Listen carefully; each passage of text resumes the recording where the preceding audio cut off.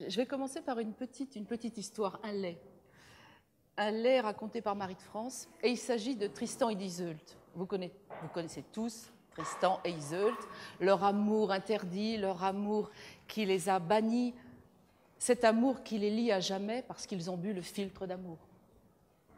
Est-ce que vous ne voudriez pas vous rassembler un petit peu? Parce qu'en fait, si vous avez encore la force, parce que je trouve que... Non, mais vous, comme ça, un petit peu au milieu, non? Suggestion, hein? Suggestion. Donc Marie de France révèle en son recueil l'instant où Tristan et la reine, par-delà leur peine, goûtent l'amour dans sa magnificence.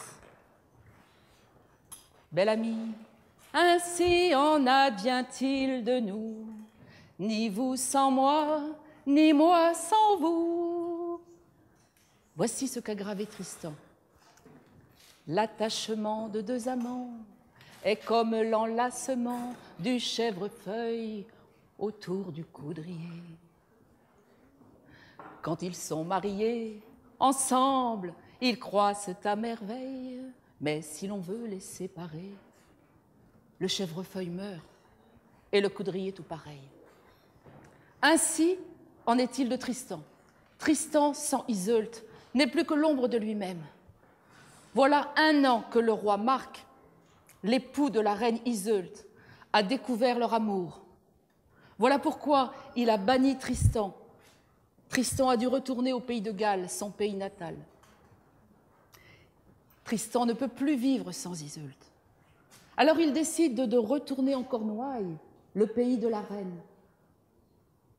En grand secret, il fait le voyage, il arrive dans une forêt, il se cache pendant de longs jours, puis enfin il trouve un toit chez un paysan. Et là-bas, il apprend, alors qu'il demande des nouvelles du roi et de la reine, il apprend que le roi Marc, la reine Iseult, va traverser la forêt pour se rendre à Tintagel, pour tenir sa cour à Pentecôte. Il y aura de grandes fêtes et de grandes réjouissances. Le cœur de Tristan bondit dans sa poitrine. Il essaye d'imaginer un signe, un stratagème pour qu'Iseult le voie. Et il se souvient qu'autrefois, il avait trouvé un stratagème. Il avait équarri une branche de coudrier sur laquelle il avait inscrit son nom et un signe connu de seul. Tristan coupe une branche en son milieu et avec son couteau l'équarrit, puis il grave son nom et puis ce signe. Et voilà ce que ce signe voulait dire. Ce signe voulait dire qu'il l'avait attendue de longs jours dans la forêt, elle qui était la lumière de sa vie. Ce signe voulait aussi dire « Belle amie, sans vous je ne suis rien, ainsi en advient-il de nous, ni vous sans moi, ni moi sans vous. » Voici ce qu'a gravé Tristan. L'attachement de deux amants est semblable à l'enlacement du chèvrefeuille qui s'enroule autour du jeune coudrier. Une fois qu'ils sont mariés, ensemble ils croissent à merveille, mais si l'on veut les séparer, le chèvrefeuille meurt et le coudrier tout pareil. Le bâton ainsi préparé, le bâton de coudrier, Tristan le plante sur le talus, là où doit passer la reine.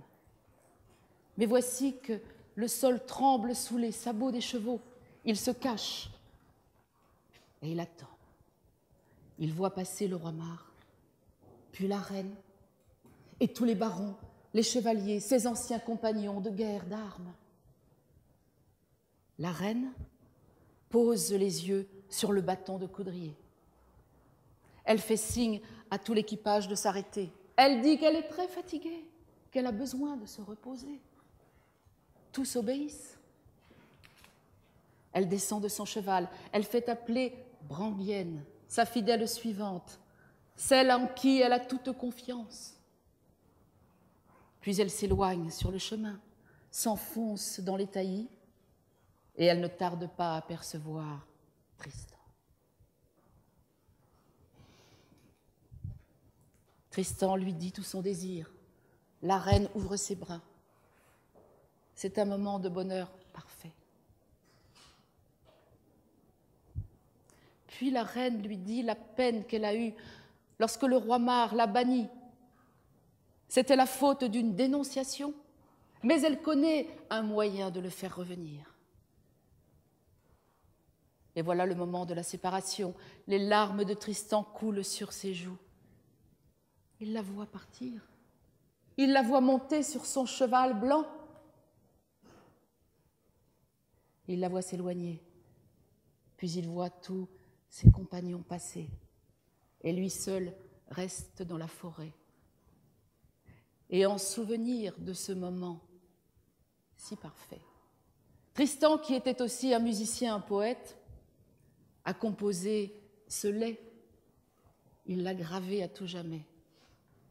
Bel ami, ainsi en advient-il de nous, ni vous sans moi, ni moi sans vous. L'attachement de deux amants est comme l'enlacement du chèvrefeuille qui s'enroule autour du jeune coudrier. Alors qu'ils sont mariés, ensemble ils croissent à merveille, mais si l'on veut les séparer, alors le chèvrefeuille meurt et le coudrier, tout pareil.